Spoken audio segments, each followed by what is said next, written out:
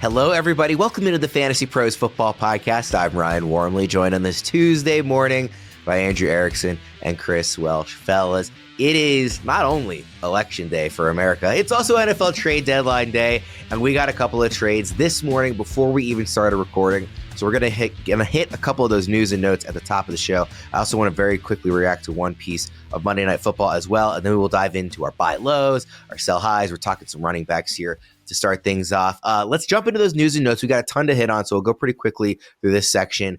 Just quickly on Monday Night Football to give some reaction. Patrick Mahomes was actually good for fantasy in this game, which has not been the case for a very long time. And DeAndre Hopkins, clearly a big part of that. He had 8 catches, 86 yards, and 2 touchdowns. Erickson, are you more interested in investing in Mahomes and obviously Hopkins himself after seeing this game? Yeah, I mean, it was a good matchup, right?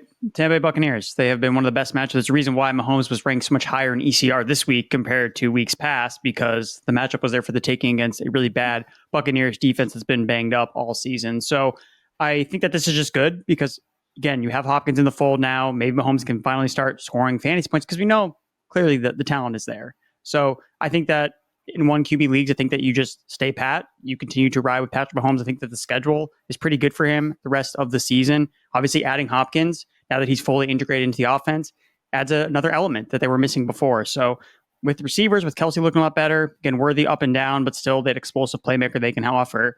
Pacheco coming back potentially, yeah, I think that rest of the season, I think that you can be fine with Mahomes as your QB1, and I don't think you need to necessarily find a streamer or someone to replace him with. Welsh, what do you think? Yeah, this stay pat, by the way. Did you everybody hear Erickson do the whole stay pat thing? Yeah, I think another thing it proves too is like Mahomes does really well with like pointed targets. You know, sometimes we've seen him be a guy that'll throw, 9, 10 different people in a game. But when you can rely on 2 massive targets in the receiving game, it's working out. Like DeAndre Hopkins playing that Rashee Rice role and Travis Kelce being involved. Guess what? Shocker, everybody. Getting those guys like 20 plus targets, it's good.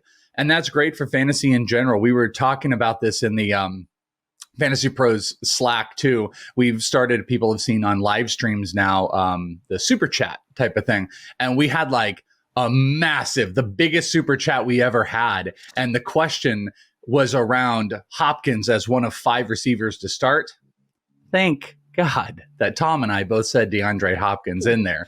Unfortunately, Olave got hurt in there, but what can you do about that one? But yeah, Hopkins looks great. Looks like he has just fit right into that offense. He is flying up boards. His rest of season value is actually a really interesting conversation, and Kelsey is back, which all means Mahomes back in the circle of trust. Like I said, there have been a couple of trades already this morning. I'm expecting more as we get closer to the deadline later this afternoon. One of the trades that really stunned me, Jonathan Mingo to Dallas. The Cowboys gave up a 4th round pick, and I thought, I first saw this news come across via Slack, and our colleague Pat Fitzmaurice said, "I can't believe how much the Cowboys gave up for Mingo." I thought he meant they gave up like 2 7ths or something, and that was an overpay for Mingo. I can't believe they gave up a 4th round. They did get another 7th back in the deal, but that's wild to me, that Mingo, who has done absolutely nothing for Carolina, and there's some argument that he wasn't used the right way, and there's still some talent there, but 4th rounder, especially when your quarterback is now on the shelf and your season looks kind of lost anyway. I was really blown away by that. Welsh, I'll start with you on this one. Just what was your reaction to Mingo? Do you have any interest in him, or is the bigger takeaway like you have now even more interest in Leggett and Jalen Coker? Yeah, the first takeaway is this: it's Coker season. Like, I'm more interested in him. Not that even Mingo was like taking away from that, but I mean, Coker only had 2 targets this week, 36 yards. By the way, his receiving yard prop was 36.5. I had that, of course, finished with 36, but big play guy, good route runner. This is just one extra little notch in his cap. Mingo going to the Cowboys, I mean, first off, he's going to be a Cowboy for 4 weeks, most likely without Dak Prescott. So I don't love that with Cooper Rush. He's probably not jumping into a number 2. Maybe there's a little bit more interest from where he was, but I don't understand the trade. I don't understand the only logic I could put to the 4th rounder. He's young. All these other wide receivers that get traded are old. Amari Cooper, DeAndre Hopkins. But like, how are the older guys with bigger money getting better picks and a younger guy with maybe more control? I'm not sure I understand the logic. Maybe nobody wants to be a Cowboy, but a 4th round pick seems like a pretty wild overpay. Erickson? If I had to guess, I would imagine that the Cowboys probably had a high grade on Mingo coming out of the draft, where they're looking at, we had a second round grade on this guy. Now we can get him for a fourth when we need receiver help. Lamb is hurt.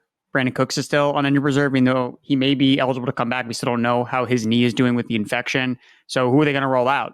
Jalen Tolbert and Ryan Flournoy, like a bunch of guys that they don't really have any hope with. So look, Jerry will do whatever it takes to get the fans excited in any way, shape, or form. So if he needs to make a splash at the trade deadline, I'm not sure it was Mingo though, Erickson. Like you're right about that, but it wasn't a splash. Hey everybody, let's put on the big jumbotron, Jonathan Mingo. But for Jerry Jones, that's what he's going to do. He's going to sell it as, hey, we get this really talented guy. I guarantee when he talks about it in his press conference, we had a second round grade on Mingo. That's guaranteed. That's what he's going to say.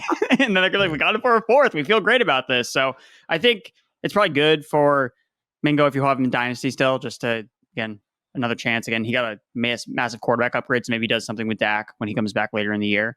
But yeah, I think it's really more about the two pieces in Carolina, the two rookies between Coker and Leggett. They should see a lot of opportunities moving forward in this Panthers offense. The only thing I want to throw out is like when I saw there was a Cowboy Panther trade, this was not the one. I was immediately went to the excitement of, did we actually get a trade that we just built in our head that Chuba is going to become a Cowboy? That's the dream. That's the trade that Jerry Jones puts together that everyone's like, all right, you don't pay running backs, but we're going to trade for Chuba because Ezekiel Elliott's going to be gone. And they got Jonathan Mingo. So there was a little bit of a letdown there. Maybe they're just setting things up. Oh, for a second trade. They're going to trade. I guess, they don't have a fourth to trade. So how about a third now?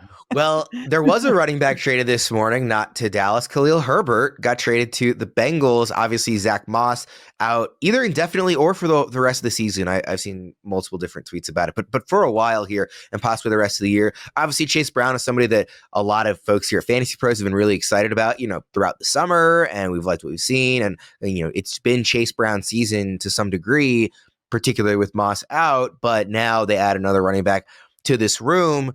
Erickson, is this something that it's more depth and an insurance policy in case Brown gets hurt and not wanting to overwork him? Is this something that actually is going to eat into Brown's workload in a way that, would maybe drop him for you in fantasy? How are you reacting to this?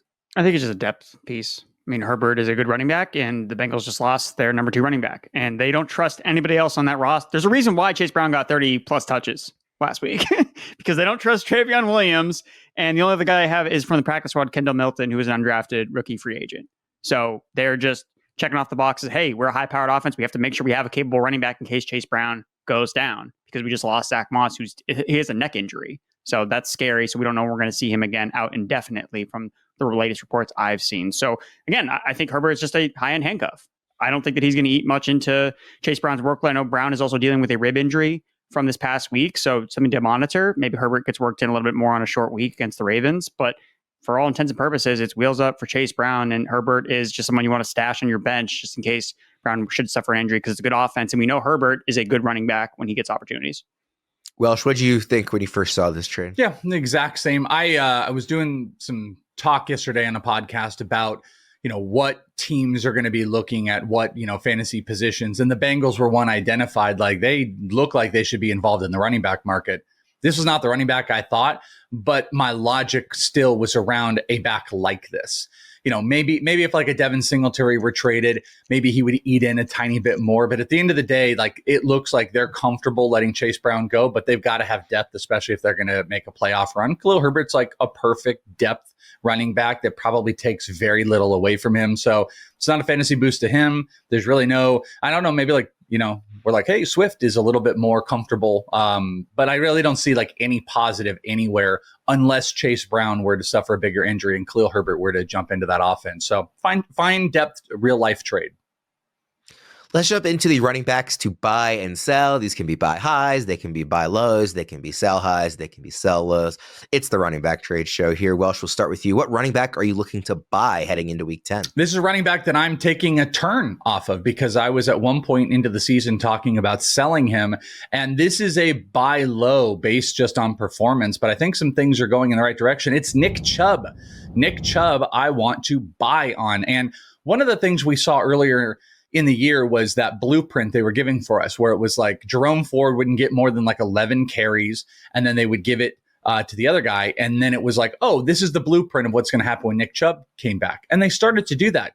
But then Nick Chubb's usage continued to start to go up. I think he had 11 carries in the first game, but then he went to 16 and then he went to 15. I mean, that's a significant amount of carries for that injury for a guy that's just getting back. Over the last 2 weeks, his snap percentage is only around 47%, but has the 10th best attempt percentage of, rushing attempts they have overall on the team. Over 60%. That's the 10th best. Plus his expected points double what his actual output is right now. Listen, with their ability to start throwing the ball deep, this week was a disaster, but we do know that Jameis Winston in general, they are going to absolutely sling the ball. That is going to open up the potential run game. And I think Nick Chubb might be a really good buy low. I don't think anybody is gripping for their life on Nick Chubb based on his statistical output, but with Jerome Ford back this past week and leading in snaps, Nick Chubb was the dominance on fantasy. I think there's some fantasy upside for Nick Chubb, especially as he has now gotten a couple games under him and gets going. I think I kind of want to buy Nick Chubb on the low right now. Erickson, I'm curious what you think. The biggest standout when I look at Nick Chubb is the schedule. It's really interesting. I think he fits really well if you are a team that is like bordering on already clinching, an early bye in your playoffs or the 1 seed, because he has some really nice matchups, and he's got a bye this week, but then week 11 at New Orleans, that's really enticing. Week 16 and 17, he faces the Bengals and the Dolphins, which is really nice for the playoffs. In between those games, he goes Pittsburgh, Denver, Pittsburgh, Kansas City. So there's some tricky stuff there at the end of the fantasy regular season, beginning of the fantasy playoffs. So if you're a team that doesn't need him to get there, he could be really valuable at the end. And then also he doesn't face the Ravens, who have a good rush defense, until week 18, which is after most people's championships. So that was kind of the out to me, just looking at the schedule for Chubb. What do you think of him as a buy target, Erickson? Do you have access to my notes for the show? I do not. That's pretty much exactly what I was going to say. Just bring up the scheduling quirk where, yes, some tough matchups right after the bye week, except for the Saints. So yeah, I think that he's a really good depth piece to add. Again, right now, most of the running backs are healthy. Maybe we stay the course and just more receivers continue to get hurt. But yeah, I think right now, if you're trying to sharpen up your roster for a championship run, I think Chubb is a nice depth piece to add, and you just have to start him based on matchup. You hope that he just continues to get more healthy. Yeah, well, it's week 17 championship week, 5-star matchup rating. That's that big one that you mentioned, Miami Dolphins in that week. So week 17, huge championship for Chubb.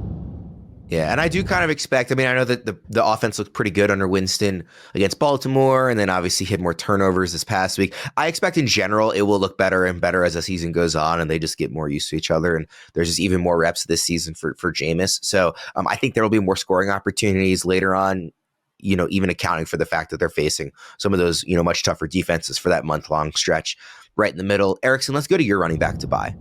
Yeah, I'm looking at Brian Robinson Jr. Did not play this past week because of a hamstring injury. We kind of saw the Commanders morph into a 3-headed monster between Chris Rodriguez. We saw Jerry McNichols get worked in, and then Austin Eckler kind of lead the way. But none of the guys were overly impressive, in my opinion. I know I've liked Eckler as a buy, but even in this matchup, again, he was the lead. But Brian Robinson's still clearly their main guy, especially when it comes to red zone usage, right? I'm looking for how can I get access to cheap touchdowns in a high-powered offense, one of the best in the NFL.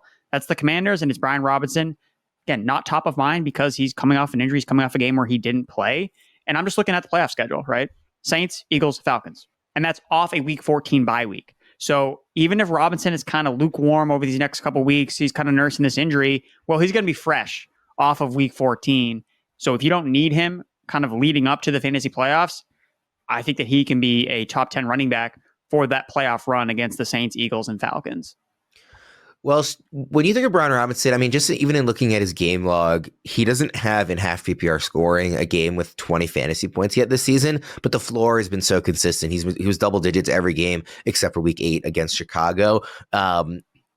When I think about players that I like to trade for the stretch run and the playoffs, I tend to philosophically go for the higher upside guys in that scenario and the sort of the ceiling plays. And when I'm playing for the future anyway, because anybody's floor can drop out between now and week 17 because they could get injured or their role could change or whatever. But he's not a type of player that I tend to go for in the long term if I don't feel like there's a super high ceiling. But the floor is so insanely high that I think there's still a degree where he is pretty appealing. What do you make of Brian Robinson as a long-term play? It's actually an interesting way how you put it, because I think the floor, it kind of comes out from him a little bit because he lacks volume. where the ceiling has been, he's performed and put up, some bigger weeks with, 11, 12 carries in some games. Like, he's been really efficient without mass. So I'm agreeing with you, but I would almost like semi-flip it to say, like, I think his floor is okay, but I actually think the ceiling is really high in that offense. So, he has been able to have some of that explosion because of what Daniels does for him in general. So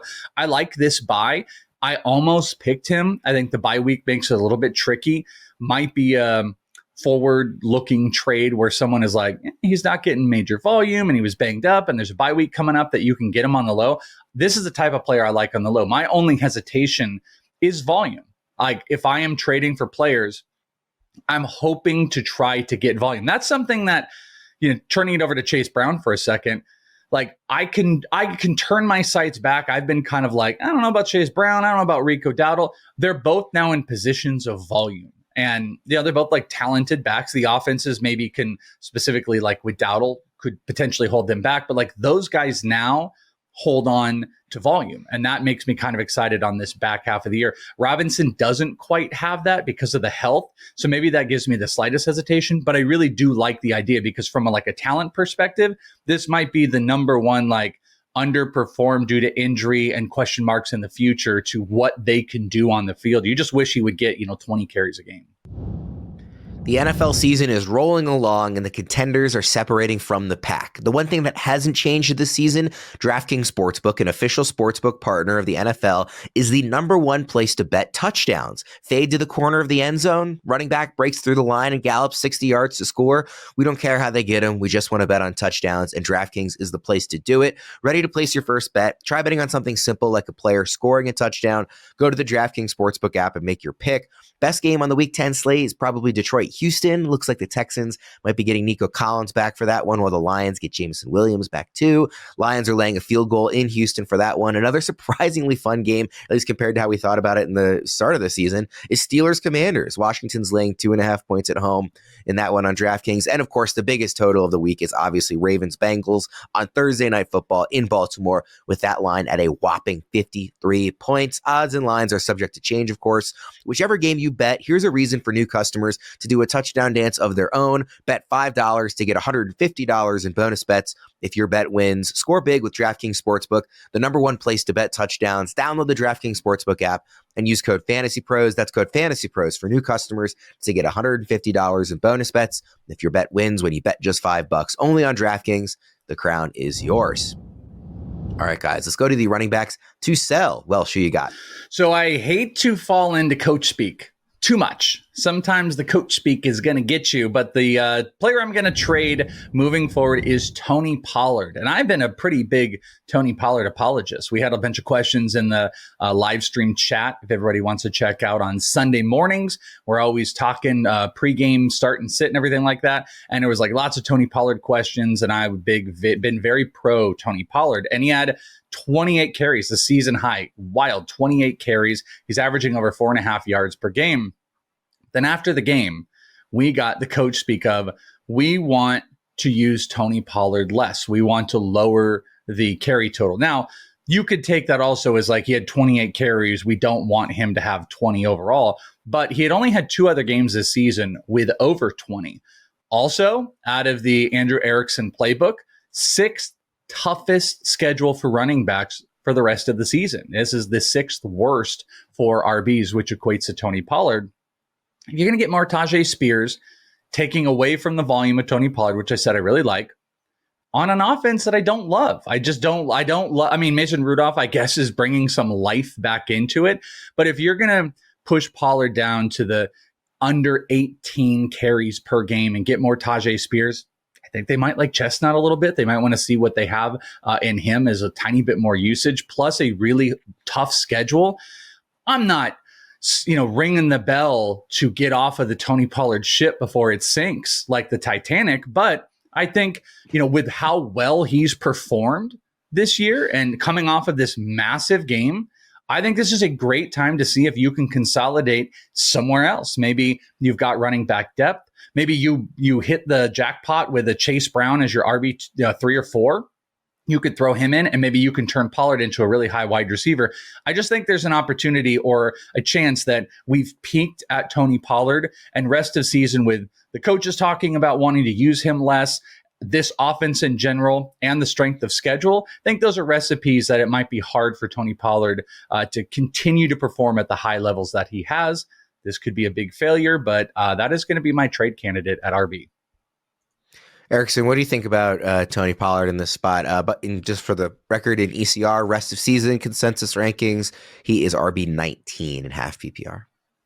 I mean, I'd rather have Brian Robinson rest of season than Tony Pollard. I think that you're seeing Brian Robinson RB 18, so he is one spot ahead in consensus, but they're back to back. So I'm right there with the consensus. But just look at the matchups that he has. Again, talking about rest of season, but just look at the next 3 weeks with Tony Pollard.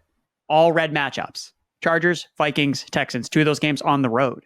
So this is just the process. This is peak sell high for Tony Pollard, coming off season high in carries, rushing yards. Again, he didn't score a touchdown. He had 1 touchdown called back, so it could even be a bigger game. But look at his finishes. Despite having basically the full workload every single week, Tony Pollard has 0 top 10 finishes. 0. So as good as he's been, as consistent as he's been, he's still handicapped, held back by this offense and this offense environment. And with the schedule getting tougher down the stretch, the floor is not going to be as high. And now if he's losing out to work on Tajay Spears, remains to be seen. But I think that right now, I think it's honestly, regardless of whatever happens with Spears, I think that you should be tilling high on Tony Pollard. So I agree with Welsh. Erickson, let's go to your running back to sell.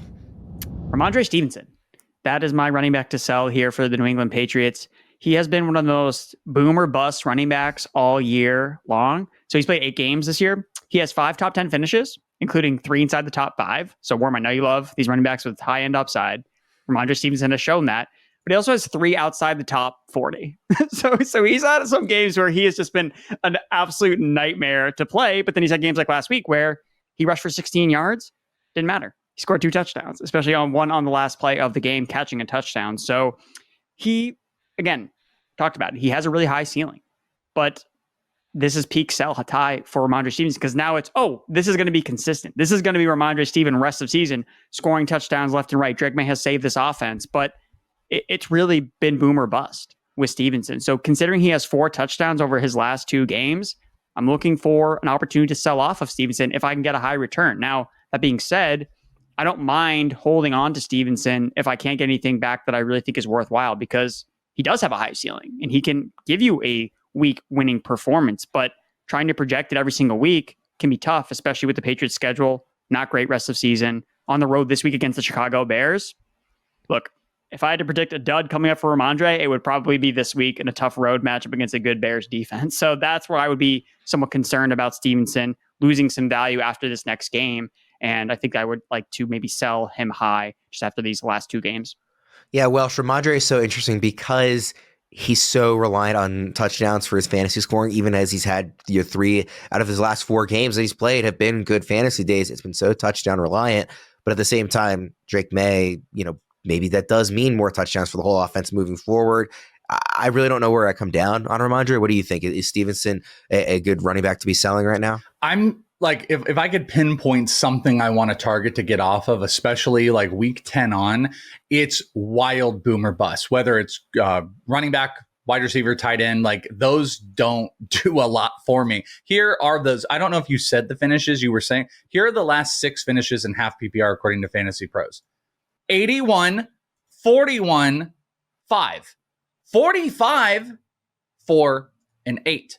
It's like a code from Lost trying to, save the capsule. Like, I can't do that with Rhamondre Stevenson. Now, obviously, and by the way, to that point, the other 2 games you didn't say he was RB5 and RB10. So that means every game he has either been top 10 or outside the top 40. That's you guys. I said that at the beginning. You know that. No, but I was giving the physical numbers. I know you said that thing, but I was giving that's maddening. That's crazy maddening. With also like points of like, hey, we're going to do more Antonio Gibson. Oh, Rhamondre, you fumbled, so now you're not going to play this drive.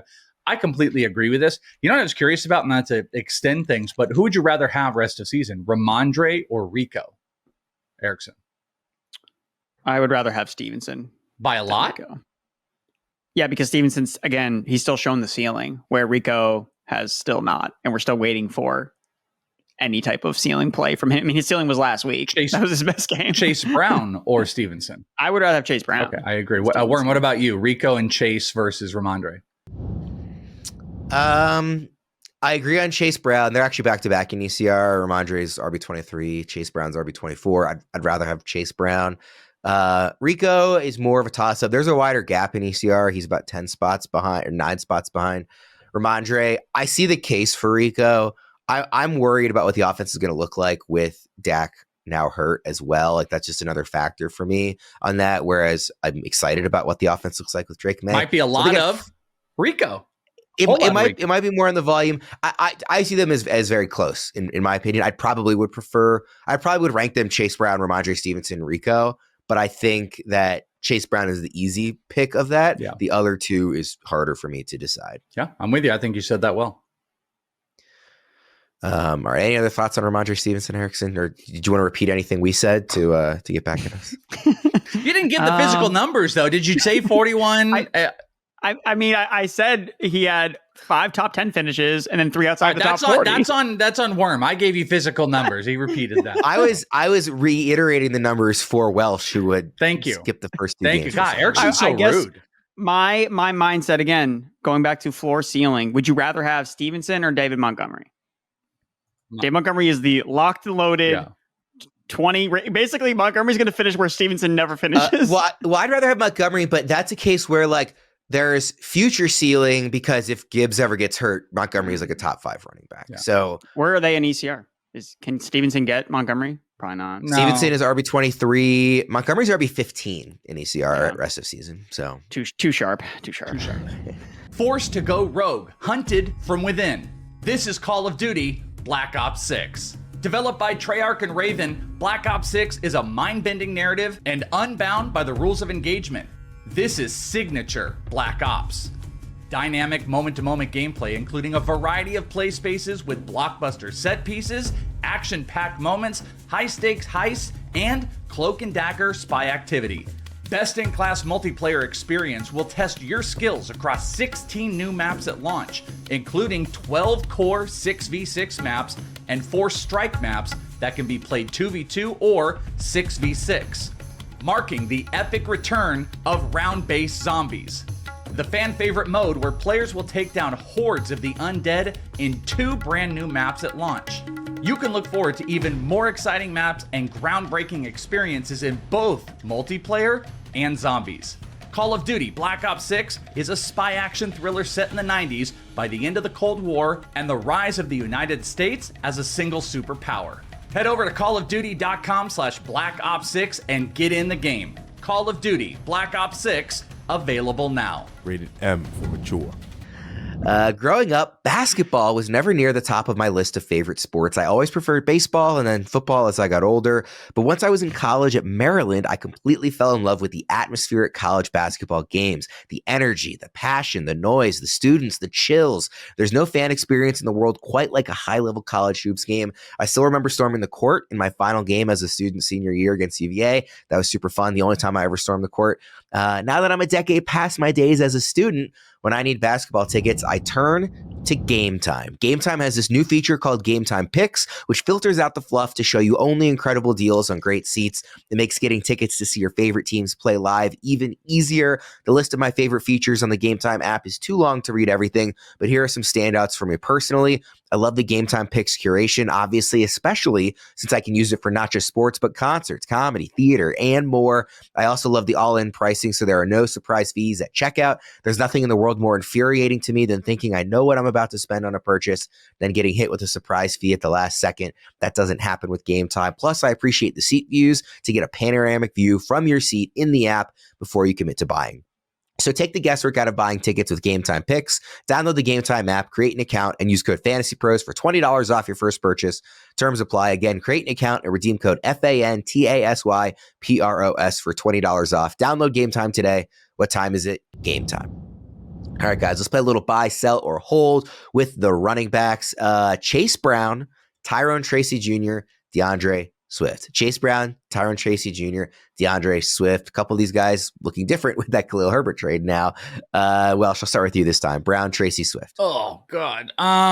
This is a really tough one. I am going to say buy Chase Brown, hold Swift, and I guess I'm going to sell Tyrone Tracy. I don't really love selling Tracy. If, the future people probably know this. If like Singletary were to be traded, I would like Tracy even more. If he stays around, maybe that makes him just like a little bit less appetizing. But like, I think Swift you could kind of designate as a buy here if you wanted, just because like that's one more piece that's away from potential time. But I think it's hard to ignore that Chase Brown isn't the biggest buy here, unless you view this game as like the guy I want to sell is selling high off of. But Chase Brown, he just is going to be put into a situation where he's going to be the more predominant back. I don't care about the Khalil Herbert stuff. As mentioned, he's great out of the passing game. He's a good runner. I'm clearly going to buy on him. Swift is as buyable, so we're going to hold. And like I said, Tracy, think he's super talented. Don't love that offense in general. I mean, if they're just playing from behind, it's going to take away opportunities for him to run, which is a pretty usual thing. So I guess he's going to be my sell. Erickson, what did I flub here? You can't sell Tyrone Tracy when he's going to play the Panthers this week. Sorry. I'm looking at the macro. You're looking at the weekly. But the macro is also excellent. Okay, Panthers, then bye week, then the Bucks, Cowboys, Saints. He has one bad matchup against the Ravens in week 15. How many leads will he have after the second quarter with the Giants? He used to play wide receiver. Okay. He's going to be catching passes. Okay. And they're going to put Drew Lock in. Once they're eliminated from the playoffs, they're going to put Drew Lock in, and the offense is going to cook. Sir, who do you sell of that group then? Oh, Swift. I hate the Bears' schedule rest of season. Okay, it is horrible. And this Bears offense, hot take, not looking so great. has not looked great. Point. So Swift is going to be my sell, actually, because I think that, again, as great as he was in the beginning of the season, I remember doing my schedule analysis when the schedule first dropped in the summertime. Bears, great season to start the year. This is when this offense is going to cook. Second half, it's really, really tough. So I'm going to sell DeAndre Swift. I'm going to buy Tyrone Tracy, and then I'm going to just hold Chase Brown. All right, another trio here. Travis Etienne, Chuba, Hubbard, Javonte Williams. Etienne, Hubbard, and Javonte. Erickson, we'll start with you on this one. I'm just going to buy Travis Etienne because I think that he's still a good player, and maybe he's not on the Jaguars when people are listening back to this and he's on a different team. So I'm going to buy Etienne because he's definitely the cheapest. I want no part of Javonte Williams, so I'm selling him. And then Hubbard, you just got to hold. I mean, you can't. The window to sell him is long overdue. Like you can't sell. You can try, but I don't think you're going to get much for him. So look, maybe he still continues to just be the guy. Brooks gets re-injured or something, and they just don't use him. So that's why Hubbard, I would just hold on to the production. Maybe it works out, but I don't think you can sell him. I'm not trying to buy Hubbard with Brooks coming back. Welsh, what do you think? Cosign. Autograph. Put my autograph on it. I got to co-sign that. I would tell you the most definitive is being done with Javonte Williams. That's like the easiest piece here. That's been easy for a long time around these parts. On the other side, like Etienne's not really a buy outside of like what you're saying. If he were to be traded, that could be exciting. Cowboys would have made a lot of sense.